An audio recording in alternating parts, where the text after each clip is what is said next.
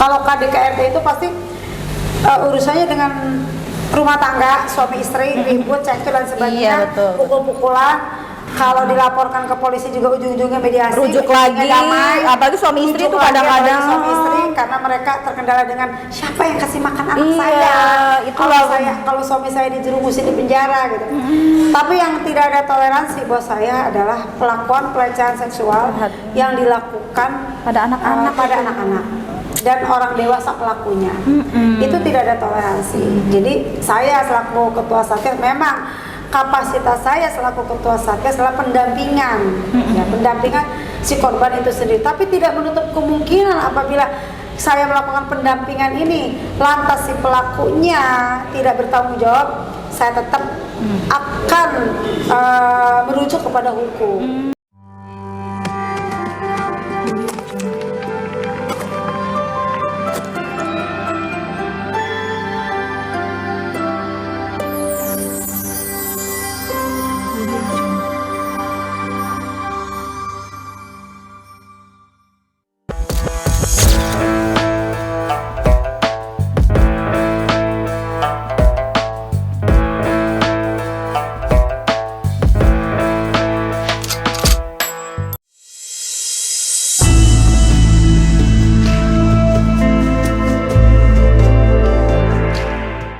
Bagaimana pola asuh kita terhadap sekarang ini anak-anak remaja, terkait dengan kenakalan remaja ya, apalagi keterbukaan informasi yang budaya-budaya dari luar banyak sekali masuk ke Indonesia.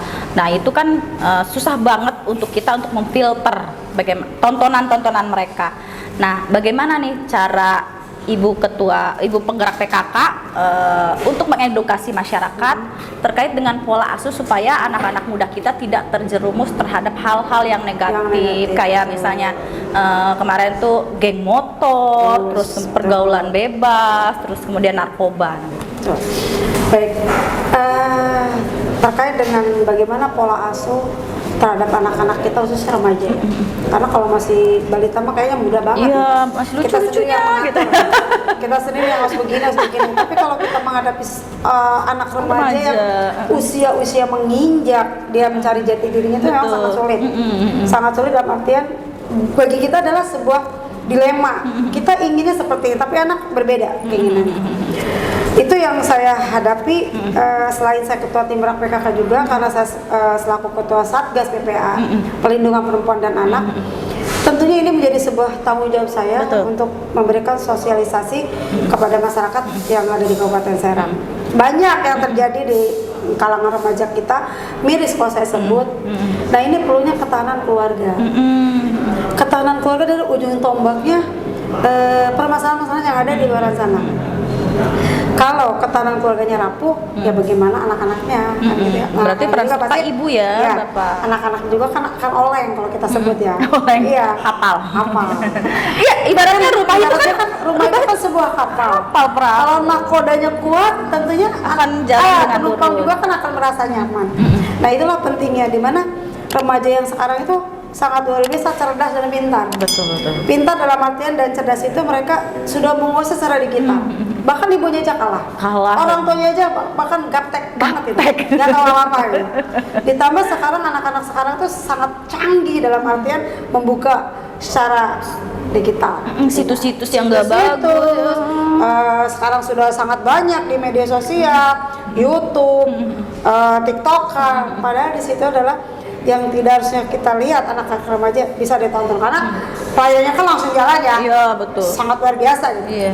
Nah ini sangat penting sekali bagi kita, bagaimana kita mempertahankan itu supaya anak-anak tidak dikeluar dari jalur itu.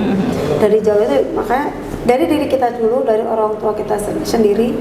Ya memang orang tua harus kuat ya. Harus kuat, harus memiliki sebuah keyakinan dan memang kalau kita sebut orang tua kita mau otodidak, orang tua kita mah ini banget gitu, maksudnya keras gitu. Keras. Galak. Ajarannya galak dan sebagainya. Padahal kan tadi yang disampaikan juga kita obrol sebelumnya itu kan, kalau kita galak itu bukan kita membatasi dia untuk bergaul, Tapi dengan galaknya kita adalah supaya terselamatkan anak-anak kita. Tapi beda ya pola pikir anak-anak sekarang. Mana yang harus dilakukan, mana yang tidak boleh Ya, dilakukan. karena sekarang itu kan kebebasan secara media Basicnya sosial. agama mungkin ya Bu ya. Jadi ketahanan keluarga itu salah satunya adalah pondasinya adalah agama. Bagaimana kita mendidik anak-anak kita, bagaimana anak-anak kita supaya secara agama kuat. Nah itu kan. Betul. Karena sekarang kita jarang loh ngedenger anak-anak kecil di maghrib itu kita ngaji. Iya. Yang ada juga nonton TV, nonton Nonton TV, sinetron, main game gitu ya. main game. Bagaimana caranya mengubah pola Asuh di keluarga. asuh anak-anak kita di keluarga. Tapi tidak menutup kemungkinan itu tidak segampang atau semudah membalikkan telapak tangan. Karena memang sudah ada. Kan gitu ya, kita tinggal buka aja pasti sudah ada kan di HP dan sebagainya. Nah, inilah pentingnya kita mempunyai sebuah kekuatan di mana dalam pendidikan anak itu sangat penting. Dan kita juga tidak berharap dong anak-anak kita terjerumus dalam hal-hal yang sekarang rawan banget kan, kayak narkoba, pelecehan seksual. Karena memang ya itulah. Berarti harus ada rule di dalam keluarga itu ya, aturan ya Bu ya. Aturan yang ada di dalam keluarga. Misalnya nggak boleh pulang malam, itu Iya. harus diberlakukan ya jam malam itu ya. Kita jangan terlalu kita Bebas gitu, membebaskan anak. Anaknya udahlah nggak apa-apa kamu main gini itu nggak boleh. Pernah saya bilang, kenapa nggak diurus anaknya? Saya sibuk bekerja padahal bertani, maksudnya Bu, bertani di sawah apa. Jadi anak tuh tidak terurus Ya, gitu. padahal kan tidak harus seperti itu ya. Iya. Padahal kita harus bisa membagi waktunya. Mana kita pada saat kita bisa ngobrol enak dengan anak-anak, atau pada saatnya makan, atau pada saat liburan. Dan memang anak-anak itu bukan saja balita yang butuh perhatian, remaja, dewasa pun masih butuh perhatian kita. Perhatian. Saya udah nenek-nenek begini Iya aja, kan? masih butuh orang tua untuk Iya, kita ini bertanya. seusia kita yang kita sebut nenek-nenek itu, kita masih ingin dipeluk loh sama ibunya. Iya, kalau karena masih butuh sharing, Nah, butuh kita nasihat gitu. berkeluh kesah sama orang tua. Pada saatnya kita dibebankan Sedih satu ya. permasalahan gitu ya, betul ya, benar ya. Betul itu. Apalagi anak-anak kita yang menginjak usia remaja. Mereka butuh menginjak perhatian, usia ya. dewasa. Memang itu kalau memang sudah dasarnya. Jadi anak sekarang tuh menolaknya gitu. Gak boleh ngomong keras-keras deh. Kalau mau kecil juga saya sudah paham kok. Iya, betul, Tapi kan betul. lu gak pernah paham gitu. Apa yang mama omongin tuh Makanya dengerin dulu gitu. nah itulah memang kita harus menjaga bahasa-bahasa yang setidaknya dipahami oleh mereka. Iya, betul. Bahasa-bahasa yang halus yang bisa kita arahkan. Berarti ibu-ibu, orang tua juga harus banyak belajar ya, Harus banyak belajar belajar. karena orang tua pada zaman dulu tidak sama dengan zaman Dengan zaman anak-anak sekarang. sekarang. Betul. Jadi tidak bisa disamakan Tidak bisa. dengan zaman kita Zamannya dulu. sudah berbeda loh. Nah. Zaman kita zaman dulu mungkin kita masih nurut ya, masih mengikuti alurnya karena bukan zaman digitalisasi. Kalau sekarang kan udah beda. Iya, betul, Zamannya betul. sudah sangat luar biasa Iya. gitu kan. Jadi sebagai orang tua harus terus belajar. harus terus Terus belajar, ya. harus terus belajar, harus terus bisa membaca karakter anaknya masing-masing. Betul. Karena memang kalau zaman dulu mah banyak anak banyak rezeki, kalau sekarang kan berbeda. Iya, Banyak anak semakin repot. Iya. Dari sisi Biaya. pendidikan, dari sisi kesehatan, dari Iya, sisi biaya, biayanya. dari sisi pergaulan juga kan itu riskan sekali, sangat rawan. Jadi lebih baik anak itu 2 sudah cukup, tapi kualitas pendidikan dan kesehatannya terjamin. Itu yang paling penting. Jangan Paling banyak penting itu. anak tapi tidak Tidak terurus. terurus, kan Justru kita jadi tidak menzolimi bisa. kan. Iya. Gitu. Jadi kita tidak bisa menjaga amanah itu. Amanah kita tidak bisa melaksanakan menjaga amanahnya betul. Nah, itu terkait dengan PKK sudah beres. Sudah selesai ya. Sekarang mengenai Dharma Wanita nih Bu. Dharma Wanita itu apa sih Bu? Bagaimana pekerjaannya? Iya, Dharma Wanita Dalam bidang sebetulnya apa? tidak beda jauh dengan PKK. Karena kalau PKK tuh memiliki 4 bidang kan gitu ya. Memiliki program 10 program pokok PKK. Dharma Wanita sama. Kita Dharma Wanita punya 3 bidang. Sosial, ekonomi, sosial budaya, ekonomi, dan pendidikan. Dari sosial budaya tadi saya sampaikan juga sama seperti dengan PKK. Bagaimana kita berinteraksi dengan masyarakat, kan gitu ya. Bagaimana kita menciptakan masyarakat itu supaya setidaknya memiliki harapan-harapan hidup yang selalu bahagia, sejahtera dan sebagainya. Bidang ekonomi juga ditopang dengan bidang ekonomi, kita dorong usaha-usaha mikro, usaha-usaha ekonomi yang ada di masyarakat itu sendiri. Memang kalau Dharma Wanita kan pembinanya internal, istri-istri Ya, ASN. istri ASN, Tapi ya. tidak menutup kemungkinan istri ASN ini bisa mengembangkan potensi dirinya untuk ke masyarakat.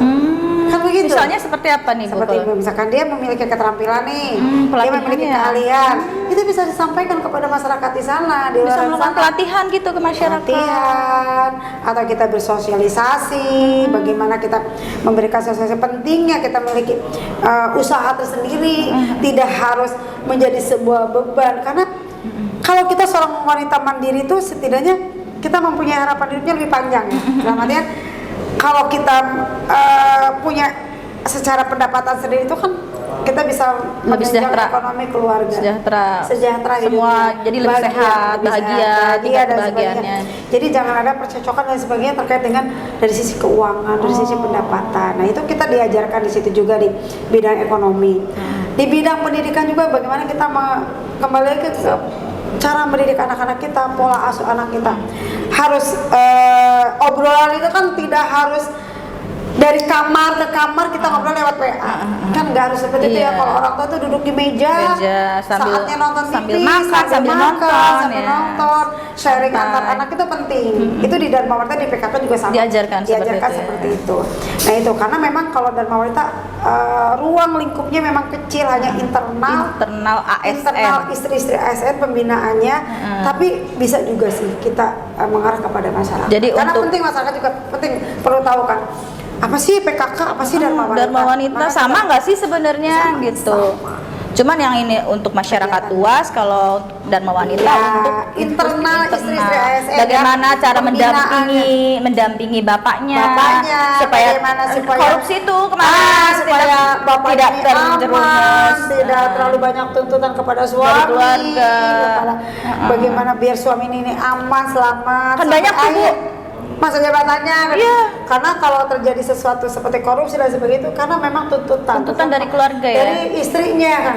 Dan saya juga mengajarkan kepada para istri ASN khususnya di Kabupaten Serang tidak harus hidup glamor. Karena kalau kita lihat secara pendapatan juga pasti sama. Iya. Tapi kalau kita istri ASN glamor juga menjadi sebuah pertanyaan ya. Meskipun sebenarnya gitu kan disut oleh orang KPK. Karena selalu menjadi apa ya? Sorotan ya kalau ASN itu. Hedon. Tidak boleh bergaya hedon ya. Nah, betul. Nah, itu yang saya ajarkan kepada istri ASN yang ada di Kabupaten. Harus bersahaja, sederhana, bisa mencontohkan yang baik kepada masyarakat. Bertutur kata yang baik, bertingkah laku yang sopan, sesuai dengan etikanya, tidak hidup hedon dan lain sebagainya. Itu harapan saya. Tapi banyak nggak sih Bu di Kabupaten Serang ASN atau istri ASN yang bergaya hidup hedon? Iya pasti ada juga ya. Gaya hidupnya yang iya maksudnya yang ingin secara sosialita gitu. Nih saya loh gitu. Pasti akan ada. Nah itu ya pentingnya kita hidup di Dharma Wanita, hidup di lingkungan organisasi Dharma Wanita, kita saling sharing bahwasanya itu nggak baik juga. Atau ada yang saling iri-irian karena ada yang juga ini. sih, karena bukan di Dharma Wanita aja, hampir semua organisasi pasti bersikap pasti akan seperti itu. Itu mah istrinya bapak iya itu. Dong. Pasti akan ada. Ada ya. Tapi alhamdulillah. Tapi itu sifat manusia mungkin. Nah itu makanya karakter manusia ya. Tapi alhamdulillah selama saya megang peranan sebagai ketua Dharma Wanita dan ketua PKK, di situ ya fungsinya Dharma Wanita ya. Saya tekankan tidak ada yang hidup glamor, tidak ada yang saling memunculkan. Kita adalah sama. Saling organisasi mendukung. tidak boleh saling lebih. Nggak boleh, karena memang saya juga mencontohkan seperti itu. Ya semua juga berkaca kepada pimpinannya kan begitu ya. Iya ya, luar biasa. Terkait dengan hedonisme. Memang ada di Kabupaten Serang istri pejabat yang bergaya hidup hedon. Gak ada kan Bu? Nggak ada sih, biasa aja standar. Gak ada ya standar ya. Karena memang saya pernah menyampaikan itu ke Ibu Bupati dan Ibu Bupati mengajarkan itu. Tolong Bu Biba sampaikan kepada para istri ASN khususnya Dharma Wanita, jangan hidup glamor, jangan sampai bikin SW, status WA yang seolah gak ada sih tidak orang bisa melihat gitu kan. Nanti apa-apa itu pemberiannya jangan sampai disampaikan ke SW gitu kan, status WA atau medsos tuh. Yang suka sekarang kan banyak tuh sosialita lah ya, pergi makan di sini, makan di sana, terus diupload di medsosnya. Nah itu kan kalau istri ASN sih kayaknya gak ada ya. Paling makan di kafe-kafe. Kalau saya sarankan sih kalau di Dharma Wanita sih nggak ada. Nggak ada ya? Nggak ada ya di Dharma Wanita. Yang saya lihat sih. Karena saya kenal semua sih sama ibu Karena guru, saya ada tahu sederhana pada semua kalau saatnya Kabupaten memang Serang. kumpul pun itu pasti ada saya dan biasa aja gitu, nggak terlalu heboh, nggak saling menunjukkan kepemilikan Iya, betul. dari sisi hartanya dan sebagainya, biasa aja. Biasa Karena aja, memang setiap pertemuan rutin di Dharma Wanita itu Selalu pasti ditanamkan akan kesederhanaan selalu ya. saya ingatkan kepada ibu-ibu Dharma Wanita bahwasanya jangan hidup terlalu berlebihan, kan Betul, gitu ya. Jangan sampai salah menggunakan media sosial, curhat di media sosial. ribut Ya, dengan itu tuh yang curhat-curhat tuh, Bu. Ribut dengan suami, langsung ke di-upload. media- Nah, itu kan ke membuat media sosial. Wartawan kadang, ada apa nih gitu. Salah paham sesama temen, medsos. yang seharusnya tidak disampaikan, disampaikan. Jadi tahanlah betul. kan gitu ya. Jangan Iya. sampai itu, belajarlah yang baik gitu kan. Media sosial harus punya filternya juga. Jadi betul. jangan sampai, kecuali memang kegiatan terkait dengan Dharma Wanita itu kan nggak masalah. Sulit juga menjadi istri pejabat ya Bu ya. Sulit juga karena istri pejabat itu pasti di syuting tuh pertama kali ya.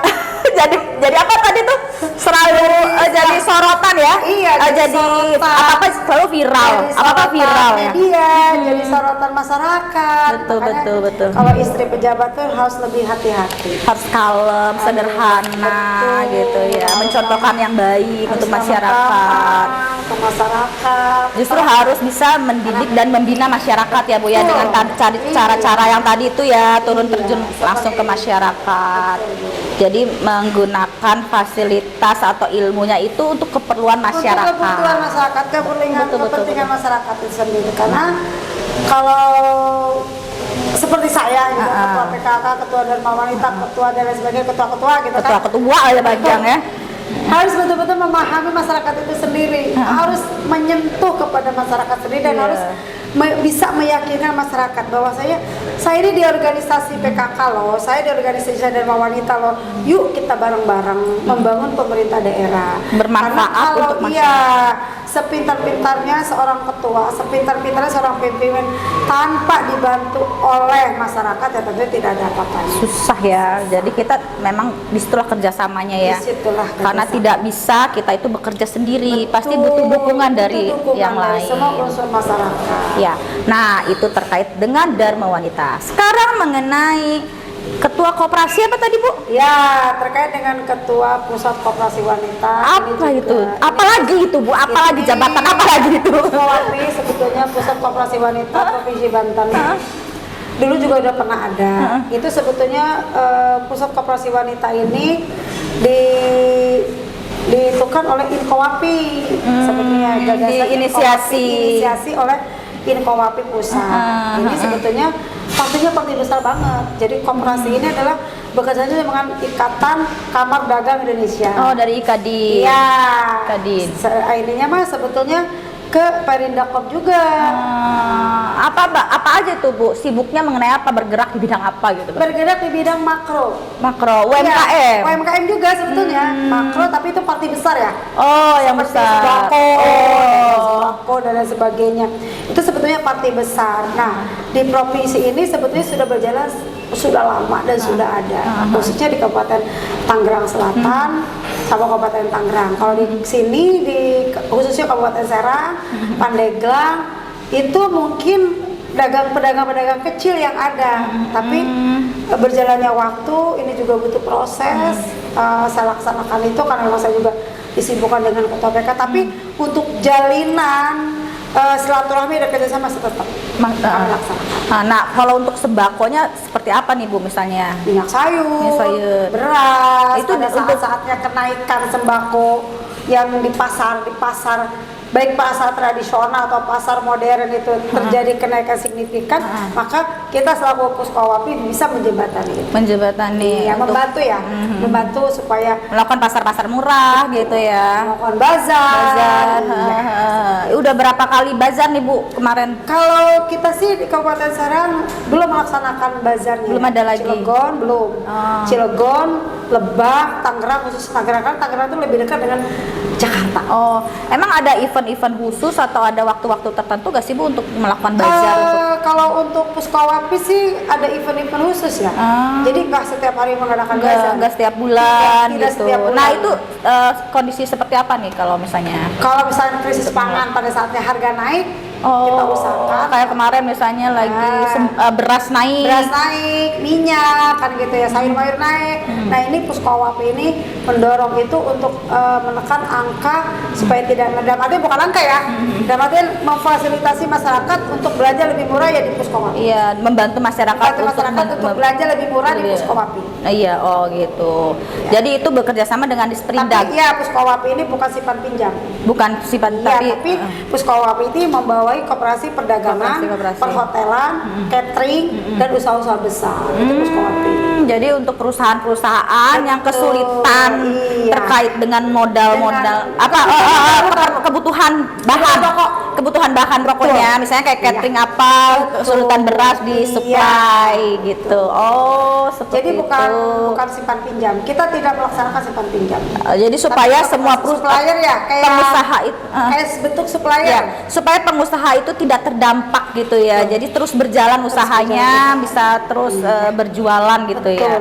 Oh, ke situ saya baru tahu, Bu. Nah, kemudian apalagi terakhir tuh jabatan yang jabatan kayaknya sudah saya sampaikan ya, Satgas PPA. Banyak soalnya saya nggak tahu terkait dengan tindak kekerasan yang sekarang terjadi. Kekerasan bagaimana tuh, Bu? Ketua TP2A. Dirubah menjadi Satgas PPA. Tuh. Nah, itu bagaimana Bu kekerasan terhadap ibu anak di Kabupaten Serang? Selama saya melaksanakan sosialisasi di Kabupaten Serang di 29 kecamatan, banyak kasus-kasus yang terjadi di masyarakat. Sangat miris karena ini terjadi kepada anak-anak didik kita, anak remaja, selain KDKRT. Kalau KDKRT itu pasti urusannya dengan rumah tangga, suami istri, ribut, cekcok dan sebagainya, pukul-pukulan. Kalau dilaporkan ke polisi juga ujung-ujungnya mediasi, rujuk lagi, damai. Apalagi suami istri itu kadang-kadang suami istri karena mereka terkendala dengan siapa yang kasih makan anak saya. Kalau suami saya dijerumusin di penjara gitu. Tapi yang tidak ada toleransi buat saya adalah pelakuan pelecehan seksual yang dilakukan pada anak-anak dan orang dewasa pelakunya. Itu tidak ada toleransi. Jadi saya selaku ketua Satgas, memang kapasitas saya selaku ketua Satgas adalah pendampingan, pendampingan si korban itu sendiri. Tapi tidak menutup kemungkinan apabila saya melakukan pendampingan ini, lantas si pelakunya tidak bertanggung jawab, saya tetap akan merujuk kepada hukum.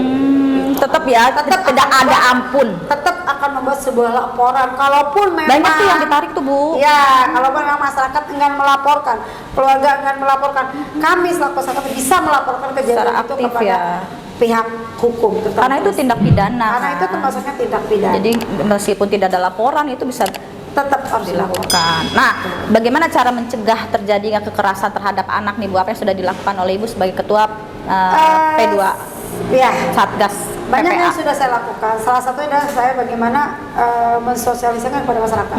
Yang saya sebutkan tadi adalah ketahanan keluarga itu sangat penting. Ya, intinya kan di situ, di ketahanan keluarga. Karena banyak di kita, masyarakat kita itu sebetulnya nggak paham. Jadi seolah ini kalau misalkan kekerasan dalam rumah tangga, berarti itu hal yang biasa. Bagi saya itu bukan hal yang biasa. Justru ini adalah tindakan kriminal, betul ya. Maka kami melakukan pendampingan itu, melakukan sosialisasi kepada masyarakat, bahwasanya kalau melakukan itu adalah dihukum gitu. Berhadapan dengan hukum. Jadi jangan sampai melakukan hal itu, baik itu anak-anak ataupun orang dewasa. Nih Bu, biasanya nih kan kekerasan seksual itu terjadi oleh orang-orang dekatnya. Betul. Nah, itu seharusnya orang tua itu jangan terlalu mempercayakan terhadap keluarga sendiri, bahkan sekarang orang tua bapaknya aja sebagai pelakunya gitu. Jadi kita sebagai ibu gitu jangan gampang mempercayakan anak perempuan kita atau anak laki-laki kita. Sekarang kan banyak juga laki-laki ya Bu ya, kepada orang-orang. Iya, sebetulnya memang banyak kejadian-kejadian itu si pelakunya adalah orang tuanya atau bapaknya, si korbannya adalah pamannya. Nah itu tuh sebetulnya dari sisi mana? Sebetulnya banyak faktor yang penyebabnya. Ada orang tua yang mentalnya memang mental yang sudah sakit, dalam artian sering nonton hal-hal yang Iya, buruk. itu harus di itu. Nah, si istrinya tidak bisa melayani dengan baik kepada suaminya, akhirnya kan pelampiasan kepada anaknya. Iya, ya Itu Allah. ada banyak faktor yang berpengaruh sehingga terjadi hal-hal seperti itu di masyarakat kita. Nah, inilah yang pentingnya tokoh ulama, tokoh agama, tokoh masyarakat, RT, RW, gitu kan, LPM, BPD yang ada di desa ini harus selalu memberikan sosialisasi pada saat ada kegiatan-kegiatan atau event-event di pengajian dan sebagainya. Itu penting karena secara mental pun itu harus selalu diberikan kepada masyarakat, disosialisasikan kepada masyarakat. Jangan terlalu dekat sama meskipun itu Iya, meskipun yang itu keluarga dekat kita. Ya, pamannya, Atau jangan mau dipegang pengasuhan hal-hal itu, setidaknya pengasuhan anak-anak itu jangan sampai dipercayakan kepada orang lain. Meskipun itu orang terdekat kita ya. Meskipun orang terdekat kita. Iya, atau anak itu dikasih edukasi supaya jangan mau dipegang-pegang. Betul. Jadi yang jangan sensitif. bilang itu kan tabu. Masa anak kecil mesti dikasih tahu kalau yang disentuh, kalau yang boleh disentuh dan tidak boleh disentuh, ajarkan kepada anak-anak Ya, kita. itu. Tapi kan pola pikir masyarakat itu tabu loh. Itu adalah orang dewasa. Zaman sekarang tidak ada tabu. Itu harus disampaikan kepada anak-anak kita. Nah, ini yang makanya yang harus kita tanamkan terhadap keluarga dan anak ya Bu ya, bahwa anak itu jangan mau Iya, dipegang-pegang betul. oleh Iya. orang asing, Betul. bagian badan-badan yang sensitif. Iya. Kalau ada yang coba-coba langsung lari, teriak, bilang sama orang tua, bilang sama ibu, bapak, kakek gitu ya Bu. Yang jadi permasalahan kalau memang terjadinya kepada orang lain mungkin bisa disampaikan. Iya. Ini yang jadi permasalahan adalah terjadi kepada Orang-orang terdekat ya. anak yang kepada orang tua terhadap anak. Anak. Nah ini kan orang anak tidak bisa menolak pada saat bapaknya memperlakukan itu. Alasannya kalau kamu menolak, gitu kan, nanti kamu bakal gini. Kalau kamu melaporkan kepada ibu kamu, nanti kamu bakal begini. Itu adalah sebuah ancaman. Jadi berontak juga salah, nggak berontak juga salah. Akhirnya si anak ini terus melayaninya kan gitu. Nah itu Iya. bagaimana nih? Harus diapain nih Bu kalau untuk apa peran kita nih sebagai ibu, sebagai pendampingan pendamping si korban. sebelum supaya anak itu tidak menjadi korban seperti itu. Iya, Jangan sampai menjadi korban dulu. Berarti kan sebelum terjadi apa yang dilakukan oleh Satgas Ibu nih. Iya. Karena memang edukasi. laporannya kebanyakan sebelum terjadi. Sesudah terjadi. Sesudah terjadi. Nah. Bukan sebelum terjadi. Kalau sebelum terjadi mereka ini laporan langsung kepada kita, tentunya kita juga ngambil tindakan ya supaya kita amankan anak ini di rumah aman. Karena kita juga punya rumah aman, gitu kan. Kita fasilitasi anak ini di rumah aman. Iya. Tapi kan kebanyakannya sudah terjadi. Sudah terjadi pun biar tidak terjadi, maka kami tarik anak ini ke rumah aman dan bapaknya kita laporkan kepada polisi. Berarti kan harusnya ada mitigasi nih Bu oleh Satgas misalnya Ya. supaya tidak terjadi. Berarti Ibu kan dari sekarang bagaimana caranya supaya tidak terjadi lagi kekerasan terhadap anak. Berarti Ibu harus melakukan sosialisasi, edukasi terhadap Iya. remaja-remaja putri Betul. tentunya ya Bu ya, Iya. dan keluarga. Betul. Kalau jangan sampai terjadi misalnya ada yang mendekati dia harus lari. Ada sesuatu dia harus teriak meskipun itu bapak sendiri atau jangan terlalu percaya mungkin. Iya, gitu ya. itu saya lakukan sosialisasi kepada anak-anak remaja karena memang kita juga nggak bekerja sendiri ya di Satgas. Ada dari Kementerian Agama, gitu kan, bagaimana mensosialisasikan itu kepada anak remaja, ada dari Dinas KB, semua itu kita nggak harus saya sendiri, tapi memang Berarti semua bekerja, semua unsur itu yang ada di dalam itu semua bekerja, berkolaborasi semua ya. menyampaikan itu. Tapi kan kembali lagi kepada ketahanan keluarga itu sendiri. Ya, berarti Gitu. diperkuat. traumatik yang dihadapi sama anak-anak itu, entah itu memang si anak ini memang punya sifat yang sering dilakukan di luar sebelum kejadian dengan bapaknya, papanya dan sebagainya. Karena hasil survei kami di lapangan itu ternyata ada seorang remaja di luar daripada orang tuanya dia melakukan itu dengan orang lain. Bahkan itu menjadi sebuah hobi. Kan miris banget ya. Jadi kalau misalkan nggak melakukan itu, dia selalu nagih badannya. Mungkin karena dia udah sebelumnya dia udah kalau bahasa kasarnya sih sudah rusak gitu ya. Nah, itulah peran kita nih sebagai orang supaya tua, jangan sampai anak-anak kita bagaimana- terjerumus yang ya, seperti itu. peran orang tua di sini sangat penting. Iya, Khususnya ngeri itu. banget ya. Peran orang tua itu di sini sangat penting. Nah, itu Bu. Jangan sampai kita memiliki sebuah kelemahan kepada anak-anak kita. Betul tadi disampaikan juga, orang tua itu perlu keras. Dalam arti bukan keras itu bukan kita mencegah anak, bukan kita melarang anak kita untuk bersosialisasi, bukan. Tapi setidaknya kita melakukan pencegahan supaya tidak terjadi hal seperti itu. Iya betul. Nah, kalau misalnya ini Bu udah terjadi nih, misalnya si anak A gitu dilakukan kena pelecehan. Nah, apa yang harus dilakukan? Harus lapor kemana? Betul. Apabila itu terjadi kepada masyarakat, terjadi pelecehan seksual, pencabulan, perundungan, kita kan ada, yaitu Satgas PPA. Jadi kecamatan itu jangan menutupi kejadian-kejadian itu, bukan sebuah tabu tapi sampaikan. Di kecamatan juga kan ada ketua P2 TP2A, laporkan itu. Tapi ini bukan sistem mediasi kalau sudah terjadi pelecehan. Tidak ada mediasi, apalagi terkait dengan anak-anak. Segera membuat Laporan ya. Laporan PPA. Segera membuat visum. Visum si Jadi ke anak ini. kecamatan, terus kemudian ke polsek Polres, ya? enggak. Oh, Kalau Polres. Polsek itu tidak ada PPA-nya. Oh, jadi ke Jadi Polres. kalau bisa kecamatan, Terus? di UPT PPA, UPT PPA nih, pasti kalau UPT PPA arahnya ke Satgas juga. Dari UPT PPA langsung lapor ke Polres. Ke Polres. Ya, Nah, karena dilakukan Polres ada visum PPA. ya. Lakukanlah visum kan begitu. Nah, Dari hasil visum itu kita sudah pelajari dong. Ini terjadi kekerasannya di mana. Kalau misalkan pemerkosaan berarti ada perobekan dan sebagainya. Kalau terjadi pencabulan di mana pencabulannya? Kalau pencabulan itu bukan hasil visum, melainkan terapi secara Psikologisnya. Nah, berarti di sini ada terapis juga, ada psikolog juga ya Bu yang mendampingi ya? Ada, kita tetap punya terapis psikolognya. Jadi pada saatnya ada perundungan, ada pencabulan, kita arahkan si korbannya ke terapis psikolog. Jadi kita tahu nanti nih hasil gambar dia seperti apa, kan hasil dia bicara seperti apa. Jadi kita tahu, gali itu semua sehingga kita akan paham, oh anak ini memang pure dia terjadi pencabulan. Oh anak ini memang dari awal juga sudah melakukan hal itu. Jadi kita akan tahu. Dan kenapa dia melakukan hal itu gitu Betul. ya? Apa penyebabnya? Apa penyebabnya kita akan tahu. Nanti- Maka kita arahkan dulu anak-anak ini secara psikologis, terus kita pantau secara mentalnya, kita lindungi anak ini Iya. supaya lebih baik lagi. Supaya bisa Tapi diperbaiki. tetap kalau proses secara hukum itu tetap kita Berjalan ya. limpahkan kepada polisi. Dan saya nggak mau tahu, tidak ada toleransi apabila itu terjadi kepada anak-anak generasi penerus bangsa terjadi itu, maka harus segera dilakukan penangkapan terhadap si. Pokoknya benar-benar harus ada efek jerah, dia harus Efek jerah, harus harus ada efek ditahan, jerah. harus Ya, diberikan karena memang hukuman gitu ada yang setimpal ya. undang-undangnya kan. Iya Kita betul. tuh tidak main-main. Secara hukum juga memang sudah ada undang-undangnya di situ. Pemirsa Camat TV, sangat luar biasa sekali ngobrol-ngobrol saya kali ini dengan Ibu Sekda Nyonya Bibah Supriyatna.